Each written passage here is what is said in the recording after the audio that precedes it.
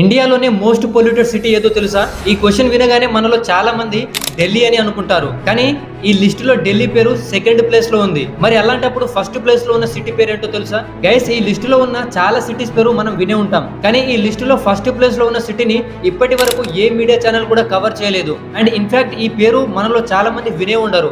ఆ సిటీ పేరే బర్నీహాట్. అస్సాం అండ్ మేఘాలయ లాంటి స్టేట్స్ కి బార్డర్ లో ఉండే ఒక టౌన్ పేరే ఈ బెర్నీహాట్. ఎప్పటి నుంచి అయితే ఇండియన్ గవర్నమెంట్ E20 పెట్రోల్ ని స్టార్ట్ చేసిందో అప్పటి నుంచి బెర్నీహాట్ అనే ఈ టౌన్ పేరు సోషల్ మీడియాలో ప్రతి దగ్గర వినిపిస్తుంది. మన దేశంలో ద ల్యాండ్ ఆఫ్ క్లౌడ్స్ గా పిలువబడే మేఘాలయలో ఉన్న ఈ బెర్నీహాట్ ఒకవైపు పెద్ద పెద్ద కొండలు కనిపిస్తుంటే ఇంకోవైపు జలపాతాలు కనిపిస్తాయి. అంతేకాదు చుట్టూరా ఎక్కడ చూసినా కానీ గ్రీనరీతో నిండిపోతుంది.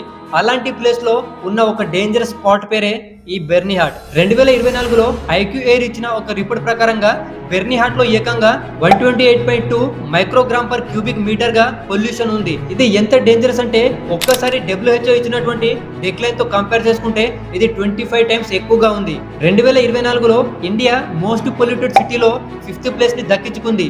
అలాంటి ఇండియాలో ఫస్ట్ ప్లేస్ ని దక్కించుకున్నదే ఈ బెర్నీహాట్. ఈ బెర్నీహాట్ టౌన్ లో 50 కంటే ఎక్కువ కంపెనీలే ఉన్నాయి. వాటిలోంచి ఎథనాల్ కంపెనీ కూడా ఒకటి.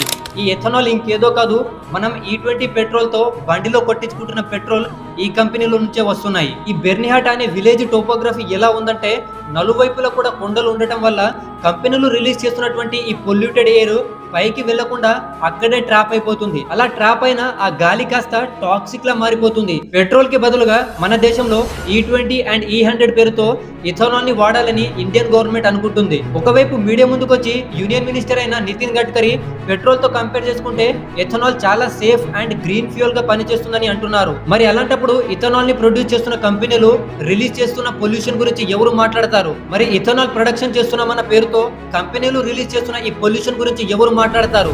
మన దేశంలో ఉండే ఈ సోకాల్డ్ మీడియా చేయని పని ఒక జర్నలిస్ట్ చేశాడు. ఈ ఫోటోలో కనిపిస్తున్న జర్నలిస్ట్ బెర్నీహాట్ కి వెళ్లి గ్రౌండ్ లెవెల్లో న్యూస్ కవరింగ్ ని చేశాడు. అక్కడ ఉన్న ప్రజలు ఫేస్ చేస్తున్నటువంటి ప్రాబ్లమ్స్ ని ఒక డాక్యుమెంటరీ రూపంలో యూట్యూబ్ లో ఒక వీడియోని అప్లోడ్ చేశాడు.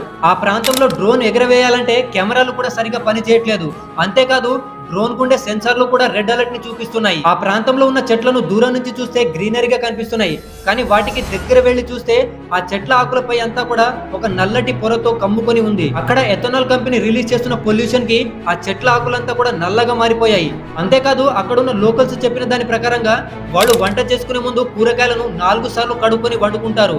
అంటే అక్కడ పొల్యూషన్ ఏ లెవెల్లో ఉందో క్లియర్ గా కనిపిస్తుంది. ఈవెన్ బట్టలు ఉతికి ఆరేసినప్పుడు సాయంత్రానికి వచ్చి చూస్తే తెల్లగున్న బట్టలు కాస్త నల్లగా మారిపోతాయంటే అక్కడ ఉన్న డస్ట్ పొల్యూషన్ ఎంత విపరీతంగా ఉందో క్లియర్ గా తెలుస్తుంది. చాలా సార్లు ఆ company under ground pipe line ని వాడి నైట్ టైమ్ లో కెమికల్స్ ని డైరెక్ట్ గా వాటర్ బాడీస్ లోకి రిలీజ్ చేసేస్తుంది.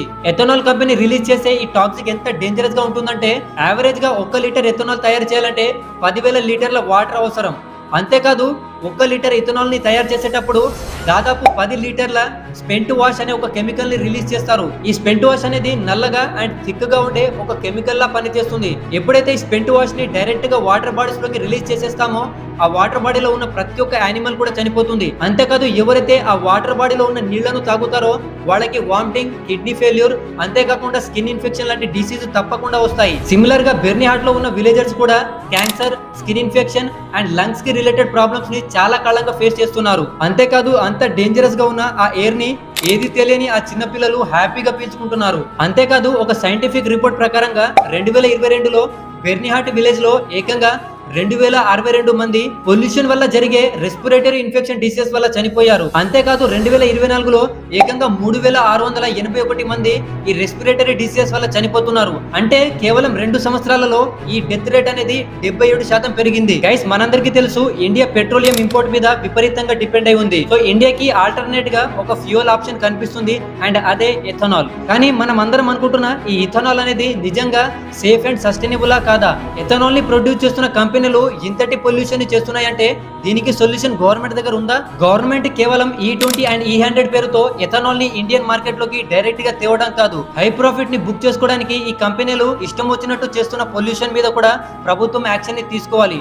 మరి గవర్నమెంట్ దీని మీద యాక్షన్ తీసుకుంటుందా లేదా అనేది మనకు క్లియర్ గానే కనిపిస్తుంది. అసలు విషయానికి వస్తే ఈ కంపెనీలు హై ప్రాఫిట్ ని బుక్ చేసుకోవడానికి గవర్నమెంట్ ఇచ్చే లిమిట్ ని కూడా క్రాస్ చేసి పొల్యూషన్ ని రిలీజ్ చేసేస్తున్నాయి. అల్టిమేట్ గా కంపెనీలకు హై ప్రాఫిట్ వస్తుంది అండ్ గవర్నమెంట్ కి కూడా ట్యాక్స్ వస్తుంది. కానీ ఇంతటి పొల్యూటెడ్ ఎయిర్ ని తీసుకుంటున్న ఆ లోకల్స్ కి దొరుకుతున్నది ఏంటి? లుక్, మన కంట్రీలో డెవలప్మెంట్ అనేది జరగాలి. డెవలప్మెంట్ జరగాలంటే ఇండస్ట్రీస్ కూడా ఉండాలి.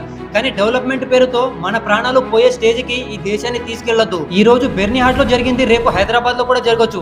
పెట్రోల్ తో కంపేర్ చేసుకుంటే ఎథనాల్ చీప్ గా దొరకచ్చు. అండ్ ఆ ఎథనాల్ రిలీజ్ చేస్తున్న పొల్యూషన్ ని పీల్చుకుంటున్న ఆ ప్రజల ప్రాణాలు ఎప్పటికీ చీప్ అవ్వవు. సత్యమేవ జయతే అని ట్యాగ్ లైన్స్ ని చెప్పడం కాదు, దానిని ఫాలో చేసినప్పుడే నిజమైన మార్పు మొదలవుతుంది. గైస్, ఎథనాల్ పేరుతో మన ఇండియాలో జరుగుతున్న ఈ పొల్యూషన్ గురించి మీకున్న ఒపీనియన్ ని కామెంట్ చేయండి. అంతేకాకుండా ఈ వీడియోని వీలైనంత వరకు మీ ఫ్రెండ్స్ తో తప్పకుండా షేర్ చేయండి. అండ్ ఇలాంటి అవేర్నెస్ వీడియోల కోసం మన ఛానల్ ని సబ్స్క్రైబ్ చేసుకొని పక్కనే ఉన్న బెల్ ఐకాన్ ని కూడా ఆల్ లో పెట్టుకోండి.